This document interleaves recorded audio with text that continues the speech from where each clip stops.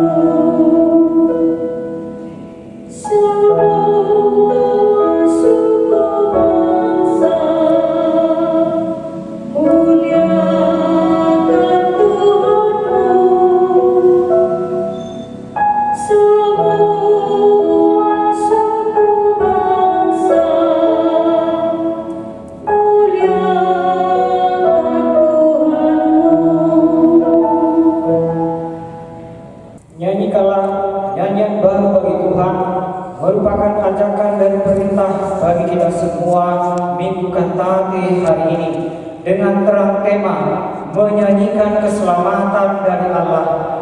Yesus Kristus Sang Domba Allah, Juru Selamat dunia, Dialah nyanyian baru dan syukur setiap orang percaya. Meskipun virus corona COVID-19 sedang mengancam kehidupan umat manusia di dunia ini, orang percaya dan teguh imannya akan tetap bernyanyi dan bersyukur. Sebab itulah sesungguhnya kehidupan yang sejati dan kehidupan yang benar setiap orang percaya kepada Yesus Kristus. Bernyanyilah dan bersyukur, bermasmurlah dan bergemarlah di dalam Kristus.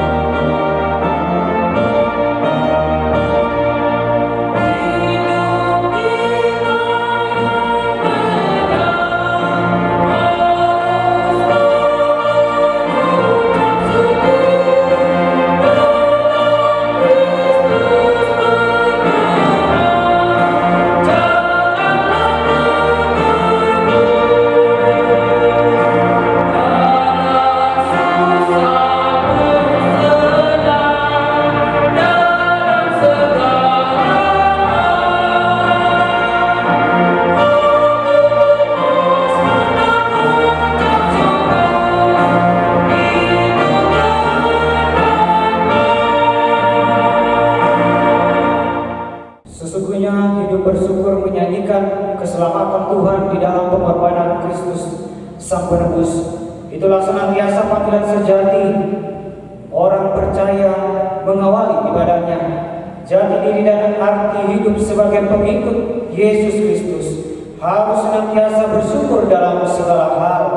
Apapun yang menimpa hidupmu, bernyanyilah dan bersyukur, sebab itulah kehendaknya. Segala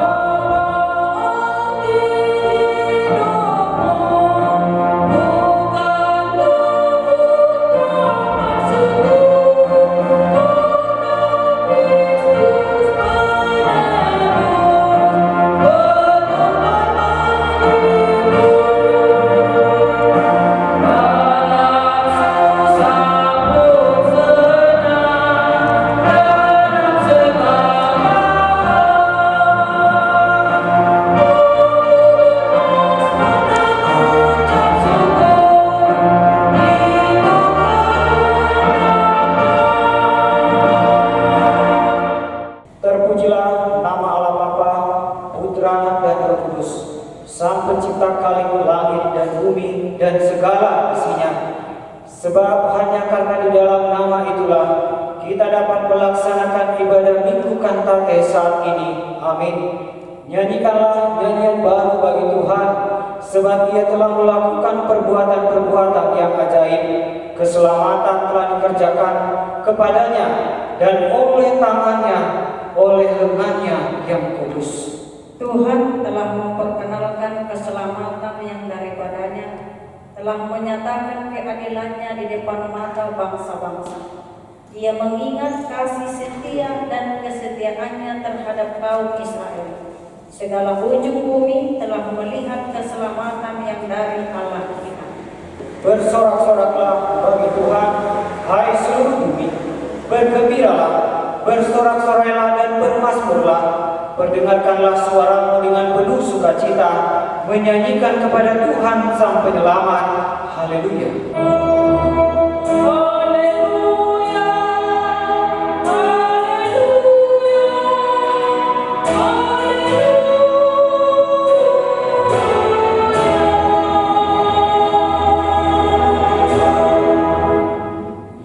Marilah kita berdoa.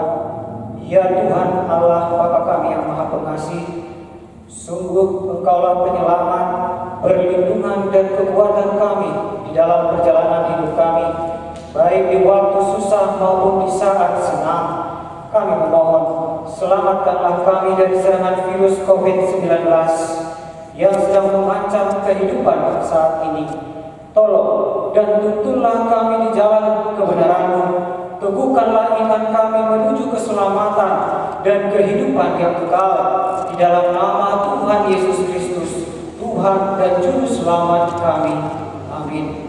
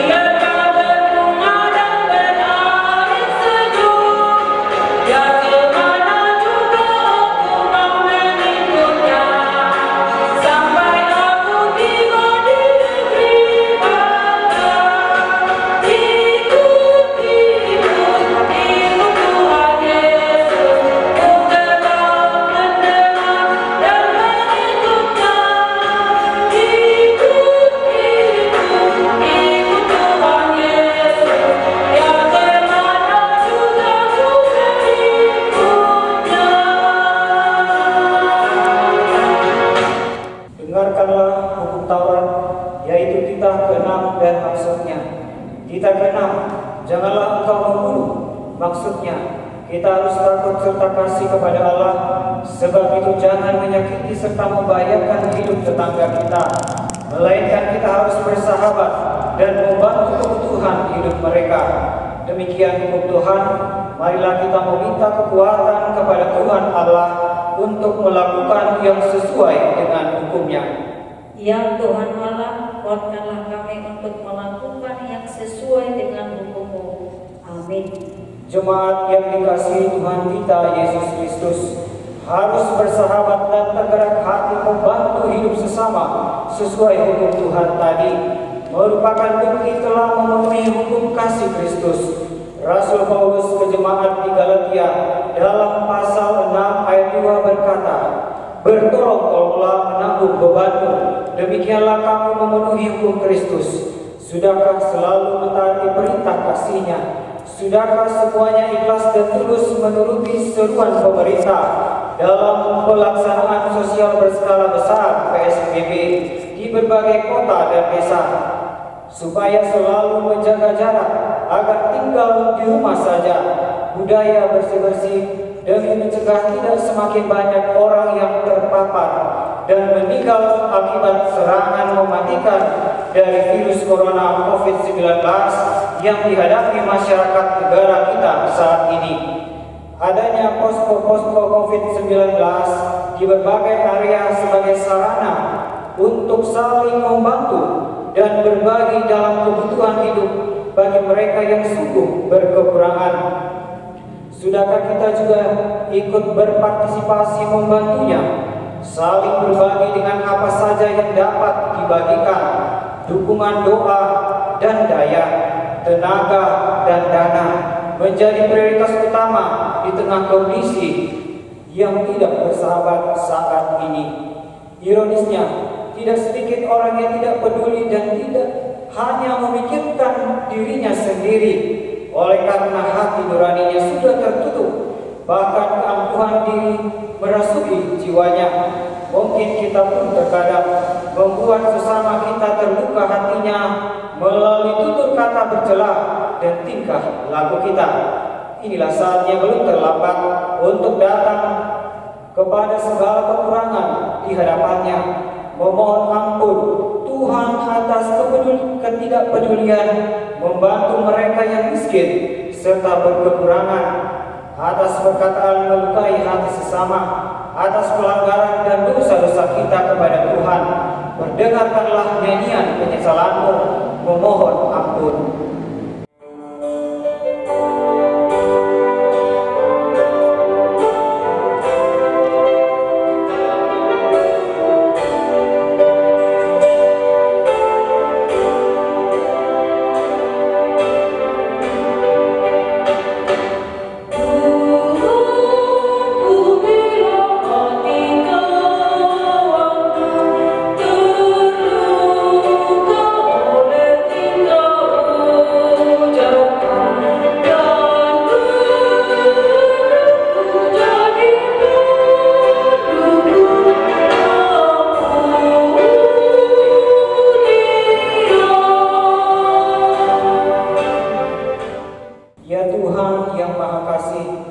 Setiap kali kami datang ke hadapan-Mu, kami merasa bahwa kasih-Mu sangat kami butuhkan. Sebab kami menyadari bahwa kami masih sering tidak melakukan perintah kasih-Mu. Janganlah mengingat dosa dan pelanggaran kami. Kasihanilah kami. Ampunilah segala dosa-dosa dan kesalahan kami di dalam diri anak-Mu Tuhan Yesus Kristus. Amin.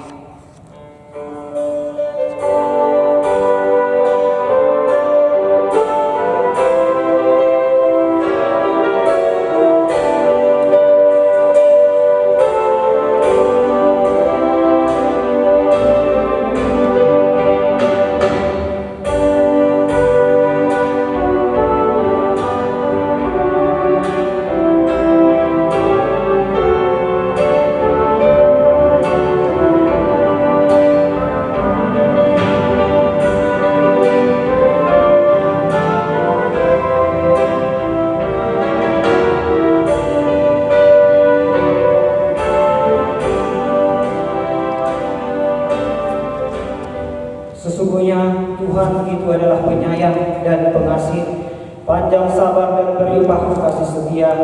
Inilah janji pengampunannya atas dosa kita. Tidak dilakukannya kepada kita setimpal dengan dosa kita, dan tidak dibalaskannya kepada kita setimpal dengan kesalahan kita. Seperti Bapa sayang kepada anak-anaknya, demikianlah Tuhan sayang kepada orang-orang yang takut akan Dia. Kemuliaan bagi Allah di tempat yang maha tinggi. Amin.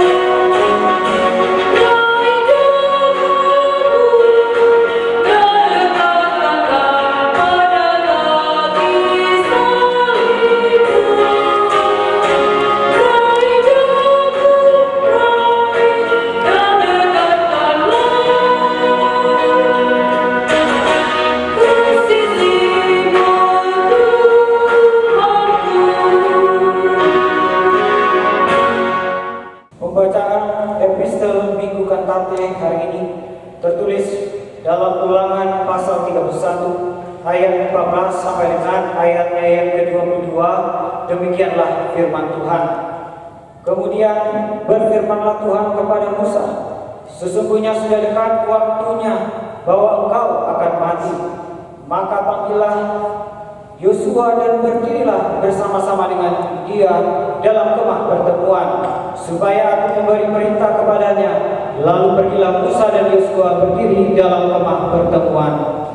Dan Tuhan menampakkan diri di kemah itu dalam tiang awan, dan tiang awan itu berdiri pada pintu kemah. Tuhan berfirman kepada Musa, ketahuilah, engkau akan mendapat perhentian bersama-sama dengan nenek moyangmu, dan bangsa ini akan bangkit dan berzinah dengan mengikut Allah asing yang ada di negeri. Kemana mereka akan masuk, mereka akan meninggalkan aku dan mengingkari perjanjianku yang mengikat dengan mereka. Pada waktu itu murkaku akan menyala-nyala terhadap mereka. Aku akan meninggalkan mereka dan menyembunyikan wajahku terhadap mereka, sehingga mereka termakan habis dan banyak kali ditimpa malapetaka serta kesusahan. Maka pada waktu itu mereka akan berkata, bukankah malapetaka itu menimpa kita oleh sebab Allah kita tidak ada di tengah-tengah kita? Tetapi aku menyembunyikan wajahku sama sekali pada waktu itu, karena segala kejahatan yang telah dilakukan mereka, yakni mereka telah berpaling kepada Allah lain. Oleh sebab itu tuliskanlah nyanyian ini dan ajarkanlah kepada orang Israel. Letakkanlah di dalam mulut mereka, supaya nyanyian ini menjadi saksi bagiku terhadap orang Israel. Sebab aku akan membawa mereka ke tanah yang kujanjikan dengan sumpah kepada nenek moyang mereka, yakni tanah yang berlimpah-limpah susu dan madunya. Mereka akan makan dan kenyang dan menjadi gemuk. Tetapi mereka akan berpaling kepada Allah lain dan beribadah kepadanya. Aku ini akan menista mereka, dan perjanjianku akan ingkari mereka. Maka apabila banyak kali mereka ditimpa malapetaka serta kesusahan, maka nyanyian ini akan menjadi kesaksian terhadap mereka. Sebab nyanyian ini akan tetap melekat pada bibir keturunan mereka. Sebab aku tahu niat yang dikandung mereka pada hari ini, sebelum aku membawa mereka ke negeri yang kujanjikan dengan sumpah kepada mereka. Maka Musa menuliskan nyanyian ini dan mengajarkannya kepada orang Israel. Demikianlah pembacaan firman Tuhan. Berbahagialah orang yang mendengarkan firman Allah serta memeliharanya. Amin.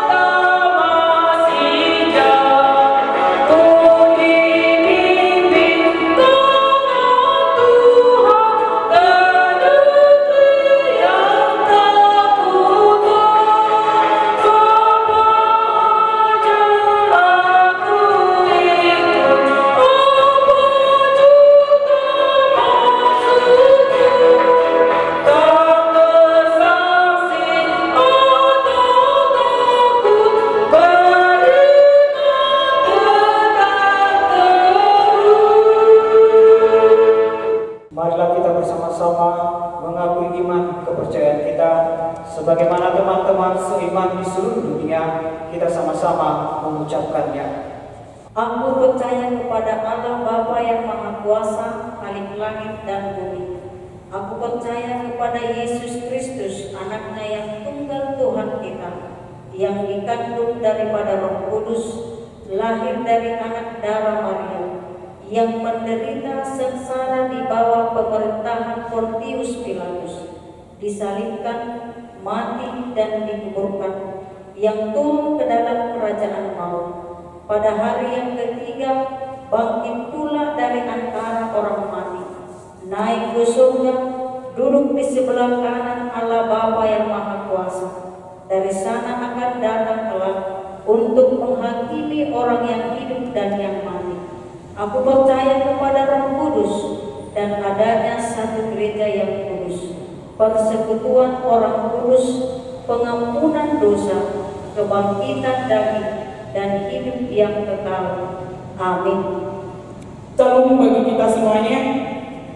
Kita dengarkan konfirmasi Warta Jemaat minggu ini, Minggu 10 Mei 2020. Yang pertama, nama minggu kita hari ini adalah Minggu Kantate, artinya nyanyikanlah nyanyian baru bagi Tuhan. Yang kedua, sehubungan dengan pelaksanaan pembatasan sosial berskala besar atau PSBB oleh pemerintah Kota Bukit Tinggi terhitung mulai tanggal 5 Mei sampai 15 Mei 2020. Poin 3 yaitu larangan melakukan kegiatan keagamaan di rumah ibadah. Maka A. Kebaktian ibadah minggu tanggal 17 Mei 2020 dilaksanakan di rumah kita masing-masing bersama-sama dengan keluarga.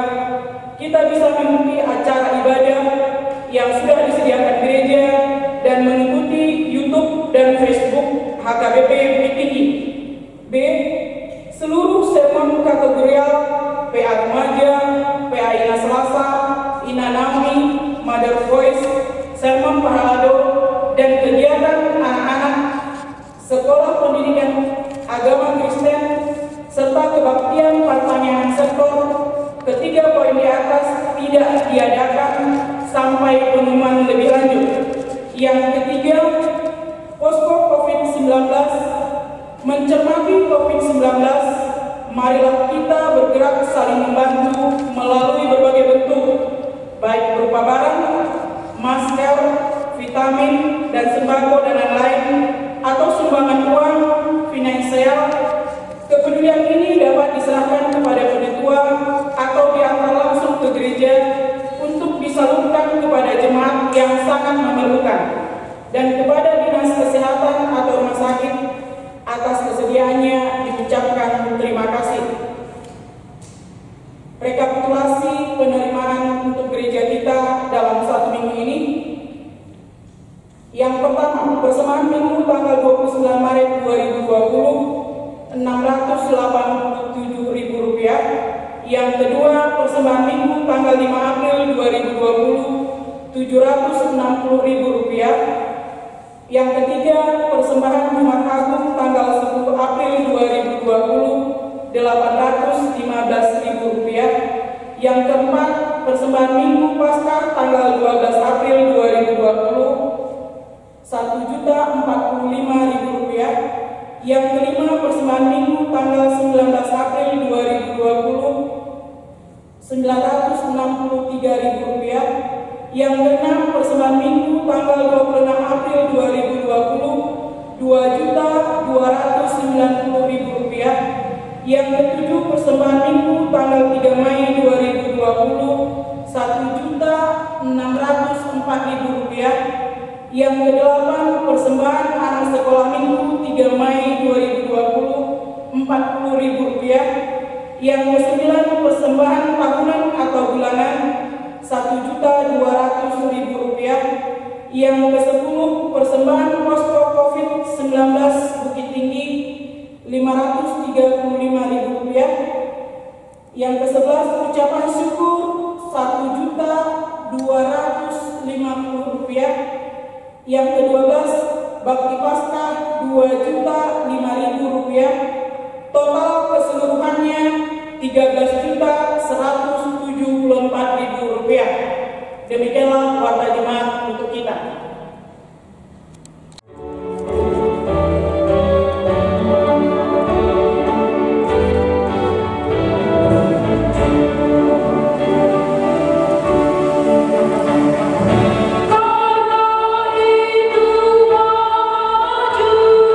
Ikut saling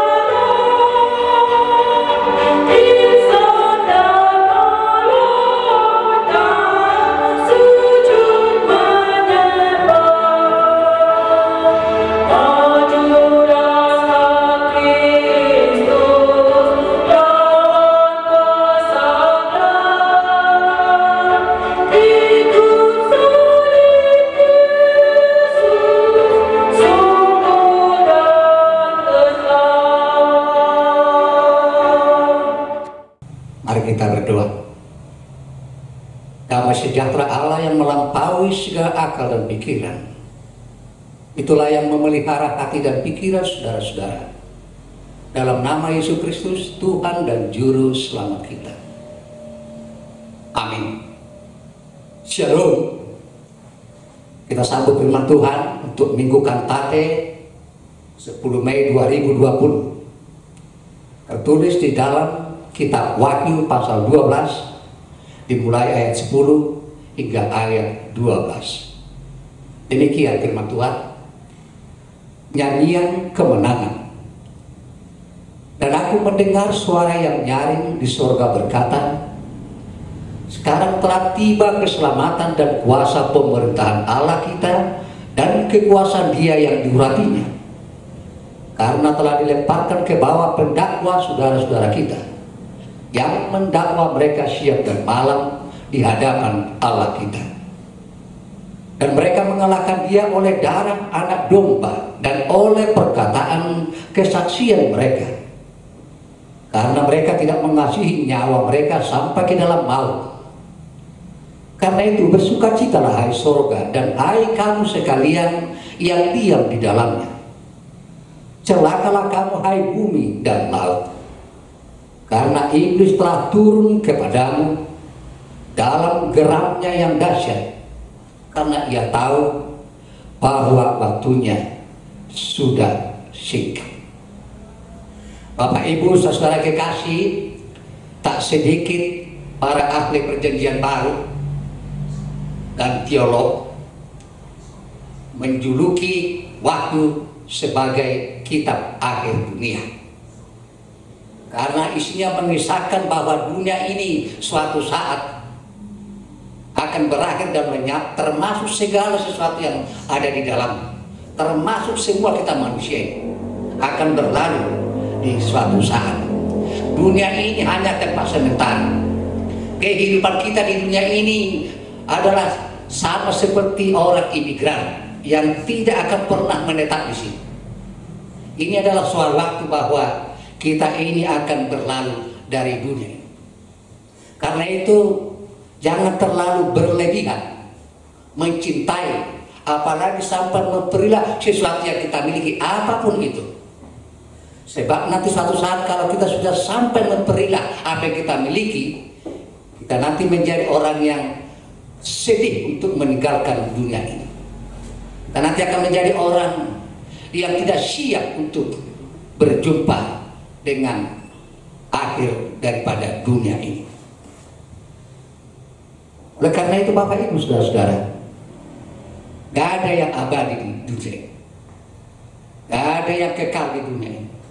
Termasuk apa yang kita hadapi sekarang ini yang disebut dengan virus corona ini hanya sementara ini.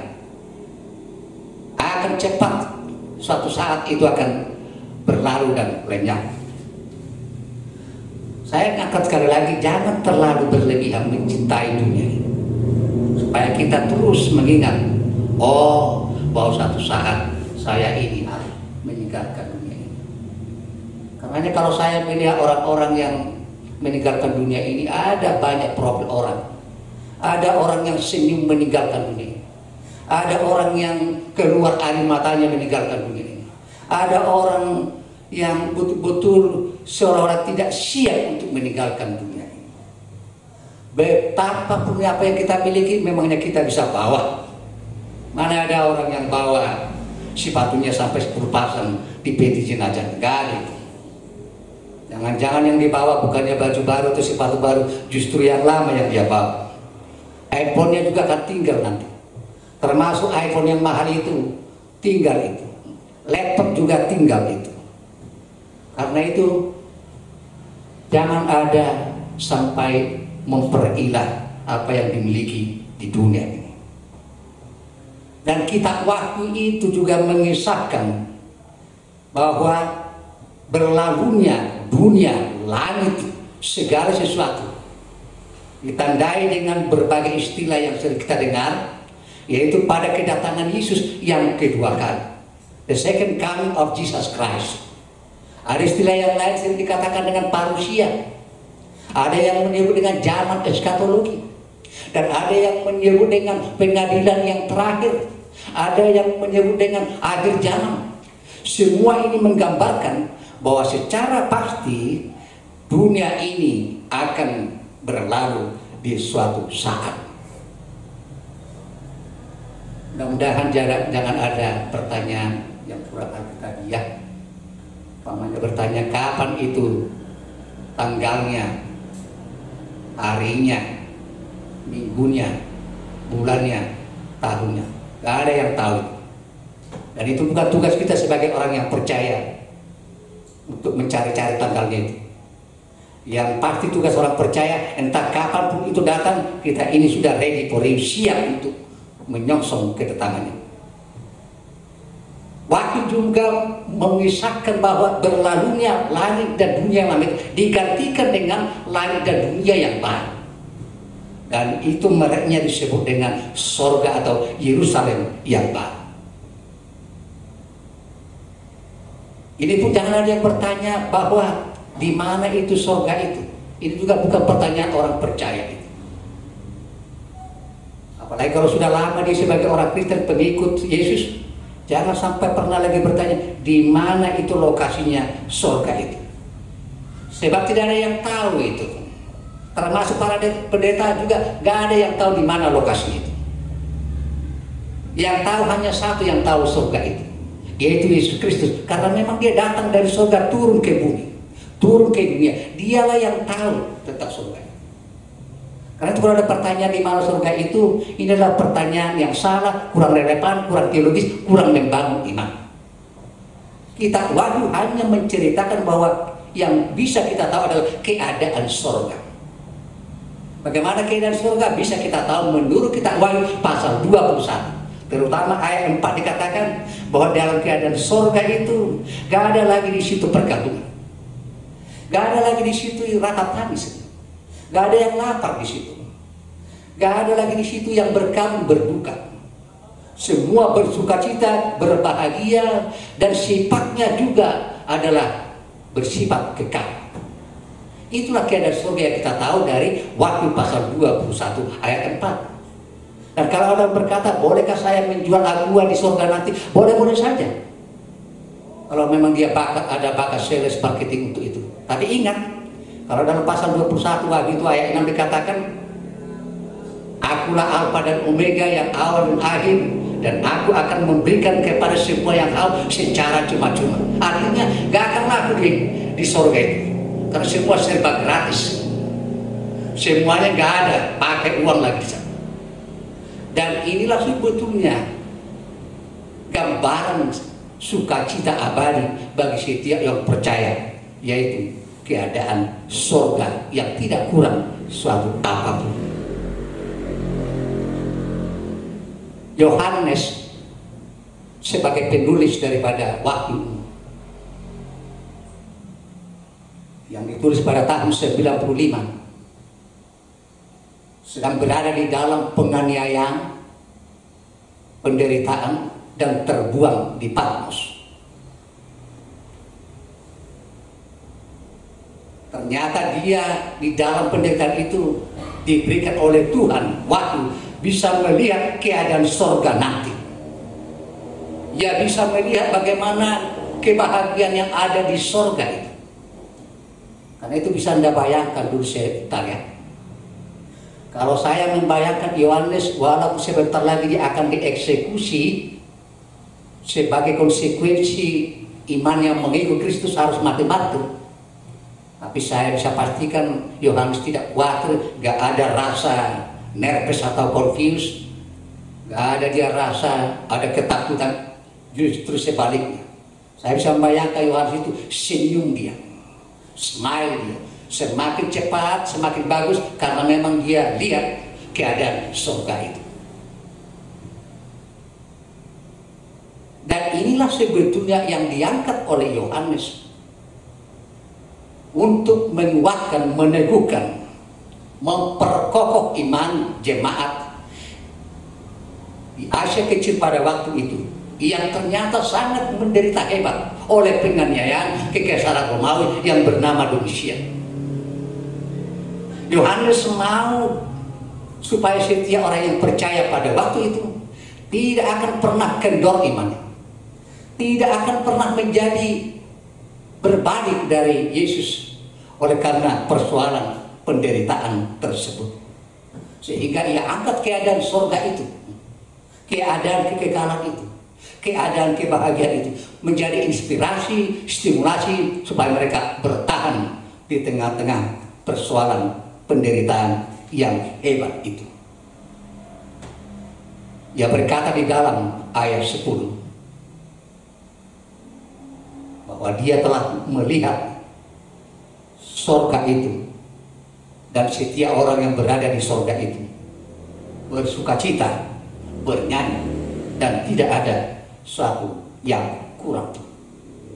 Lengkapnya ia katakan, dan aku mendengar suara nyaring di surga berkata, sekarang telah tiba keselamatan dan kuasa dan pemerintahan Allah kita dan kekuasaan Dia yang diurapinya, karena telah dilemparkan ke bawah pendakwa saudara-saudara kita yang mendakwa mereka siang dan malam di hadapan Allah kita.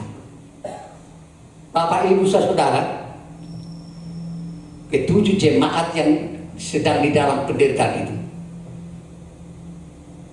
yaitu yang berada di Asia Kecil, ialah jemaat Efesus, jemaat Tiatira, Sardis, Pergamos, Philadelphia, Laodikia, dan juga yang disebut dengan Smyrna.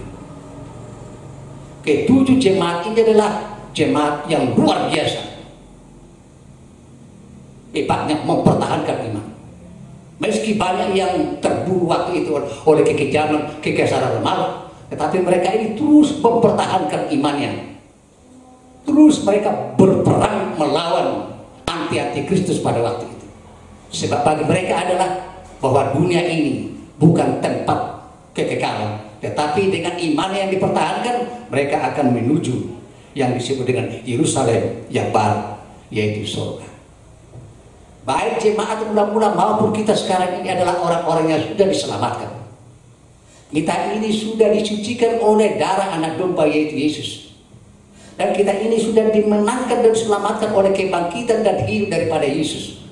Tetapi Bapak Ibu Saudara, kesucian, keselamatan, kemenangan kita ini harus terus kita kerjakan, harus terus kita lakukan, harus terus kita rawat, harus terus kita isi dengan sejumlah hal-hal yang baik sampai hayat di kandung badan hingga menuju tempat kehidupan yang kekal. Sebab kita ini masih realitasnya berada di dunia.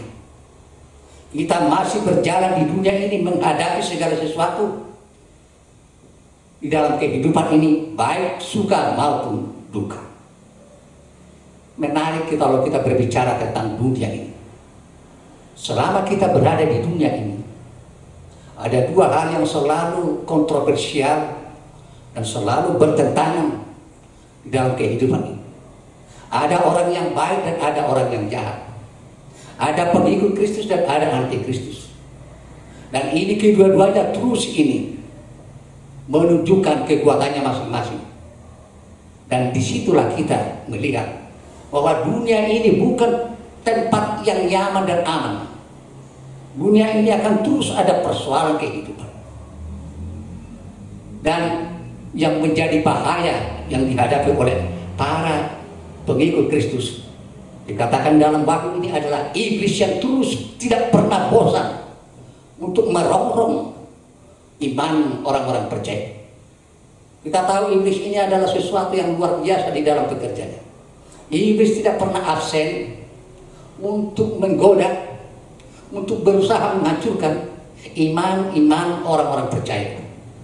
Apalagi semakin dia tahu waktunya singkat, dia akan menggandakan bagaimana supaya makin hancur pengikut Kristus itu. Dan berbagai bentuk dipergunakan oleh iblis untuk merusak komunitas orang-orang percaya. Mulai dari apa yang disebut dengan ketakutan, teror, ancaman dan bahaya, dipergunakan itu supaya orang-orang percaya kendor imannya, tidak setia sampai akhir kepada Kristus. Karena itulah Rasul Yohanes mengingatkan supaya dengan terus melalui kesaksian mereka kepada Kristus tanpa melihat nyawanya demi Kristus, kemudian terus mereka itu merawat kesucian dari darah anak domba, maka Rasul Yohanes percaya mereka bisa memenangkan pertempuran melawan iblis itu. Bapak Ibu saudara, tak tertutup kemungkinan wabah virus corona yang terjadi saat ini bisa saja dipergunakan iblis untuk membuat iman orang-orang percaya menjadi ragu.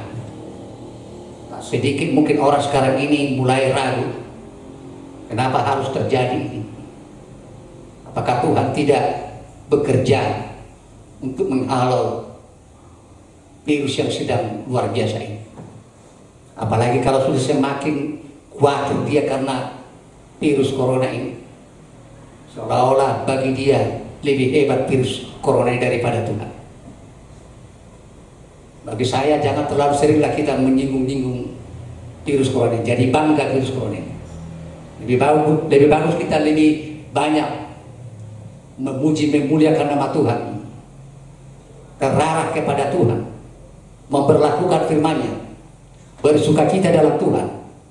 Karena memang dengan cara demikianlah bahwa kita bisa mampu menjalani kehidupan yang kurang bersahabat pada saat ini.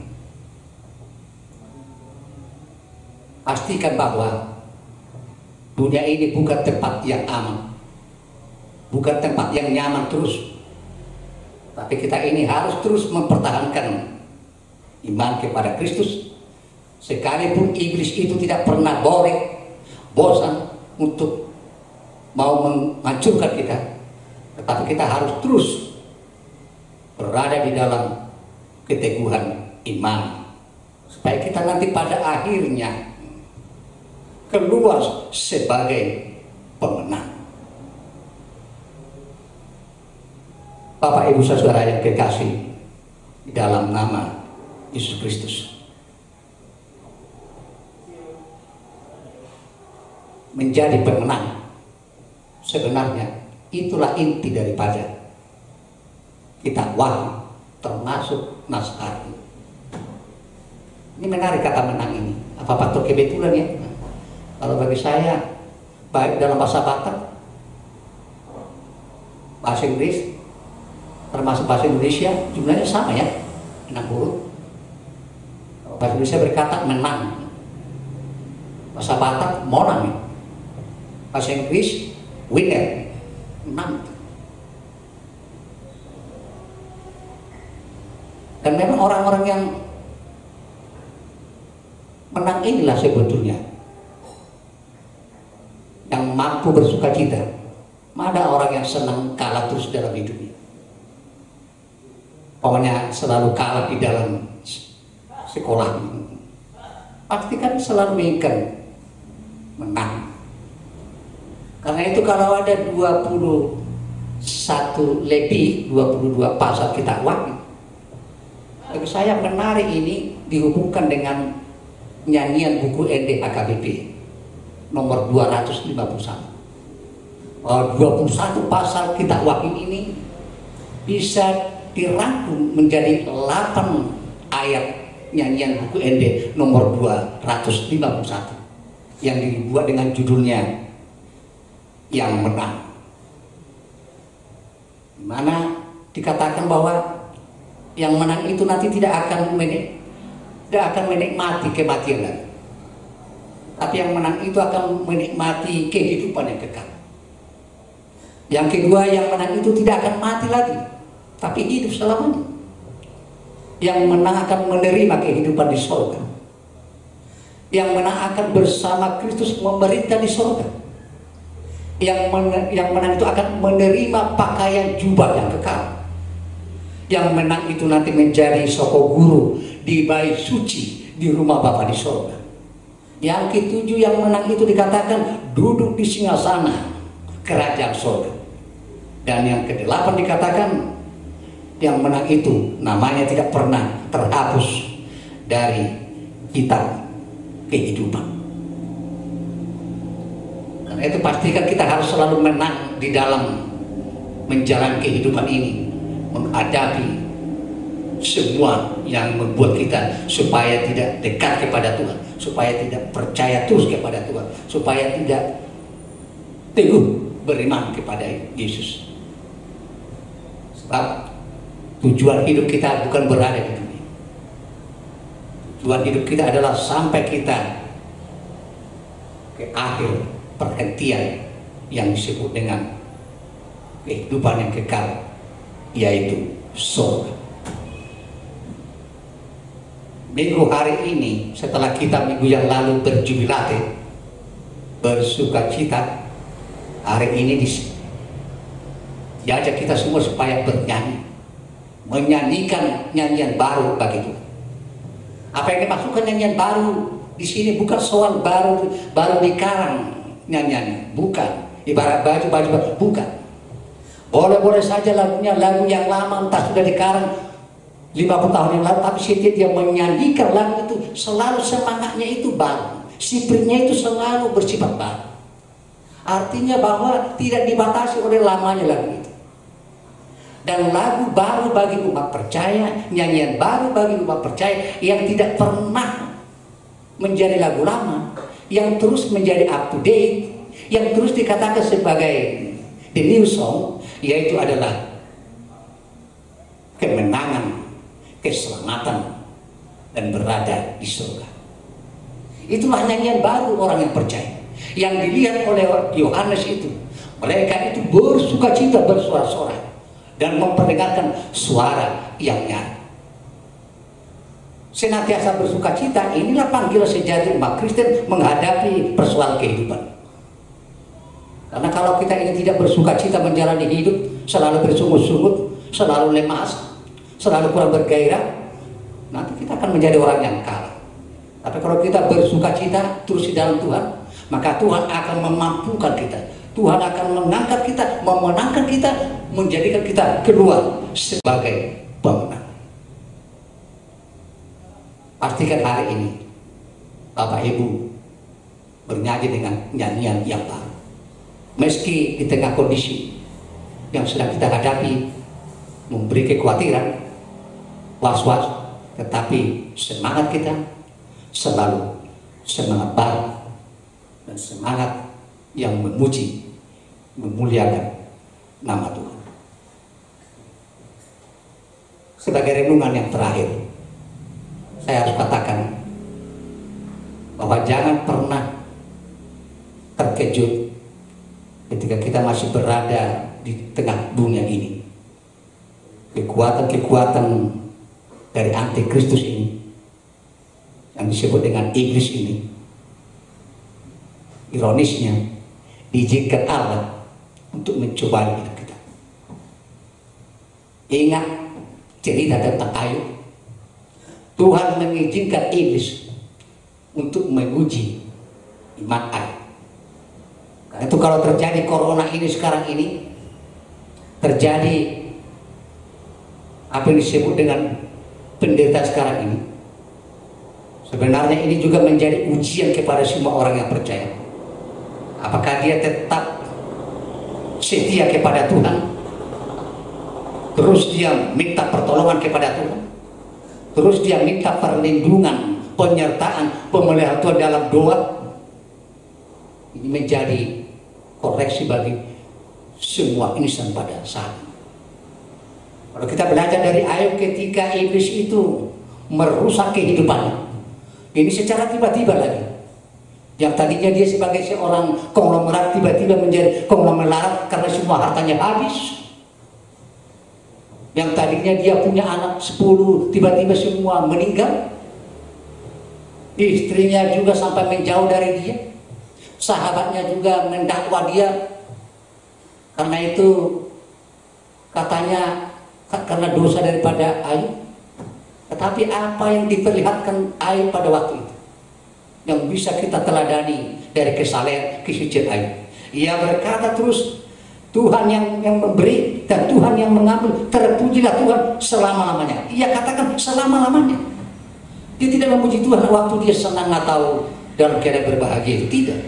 Dalam kondisi yang sangat sudah menyedihkan Ayub itu, terpujilah Tuhan selama-lamanya.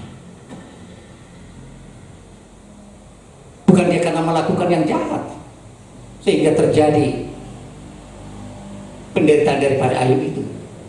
Dari yang sehat terpaksa dia tidak bisa melakukan apa-apa setelah dia sakit, sampai dia harus berada di tempat itu.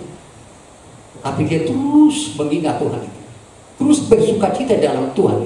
Dan Allah juga bersukacita melihat perbuatan baik daripada Ayub, melihat keteguhan iman daripada Ayub, melihat segala sesuatu yang dilakukan oleh Ayub betul-betul adalah hal yang baik, tidak bersungguh-sungguh. Disitulah Allah memberikan yang terbaik 2 kali lipat daripada apa yang pertama. Meski tidak 2 kali lipat anaknya, tetapi ada nilai plus. Dikatakan putrinya yang tercantik waktu itu di dunia. Artinya 2 kali melipat.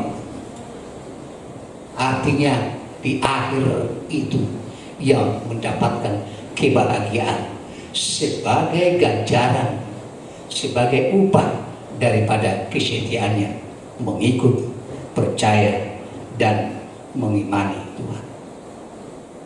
Jemaat HKBP Bukit Tinggi yang saya kasihi, tetaplah semangat. Sehat-sehat kita semua diberkati Tuhan. Tapi yang terutama bersukacitalah di dalam Tuhan. Dan Tuhan akan menyertai, memberkati, melindungi kita. Amin. Kita berdoa.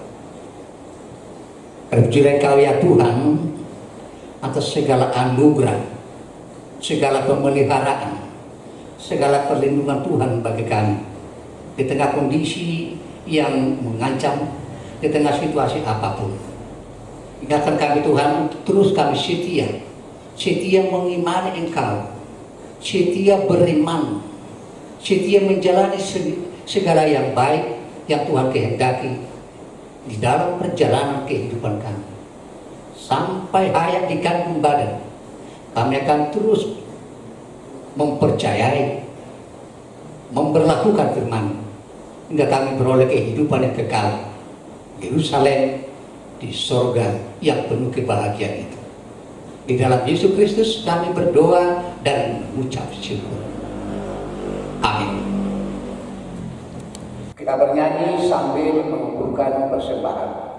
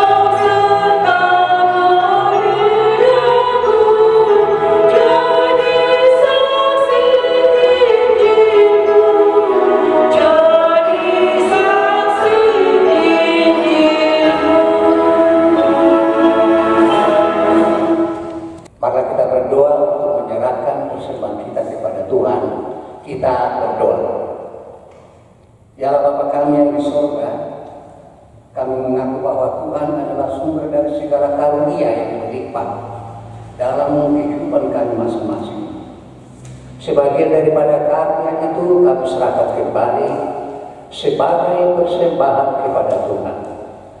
Terimalah dan berkatilah persembahan umat-Mu, agar dapat kami pergunakan untuk pekerjaan dan pelayanan kerajaan Tuhan di dunia ini.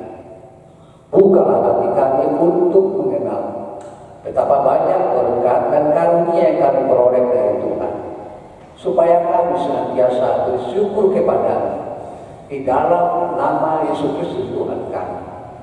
Amin.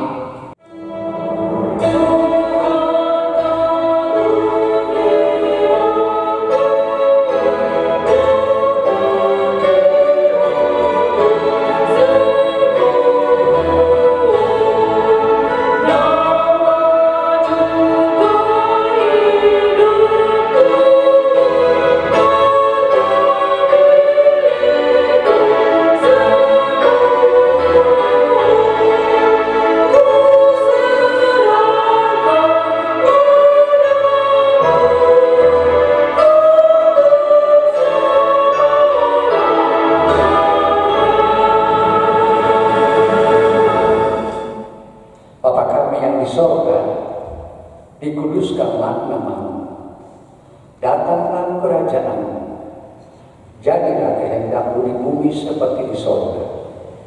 Berikanlah kami pada hari ini makanan kami yang secukupnya, dan ampunilah kami akan kesalahan kami, seperti kami juga telah mengampuni orang yang bersalah kepada kami.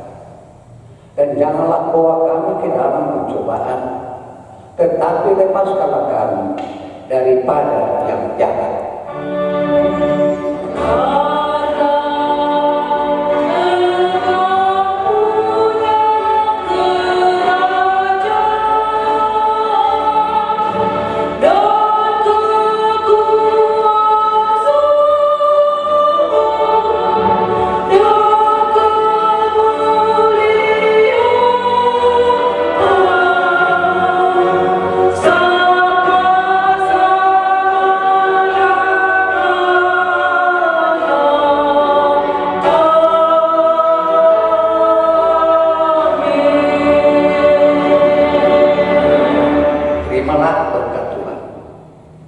Tuhan memberkati engkau dan melindungi engkau.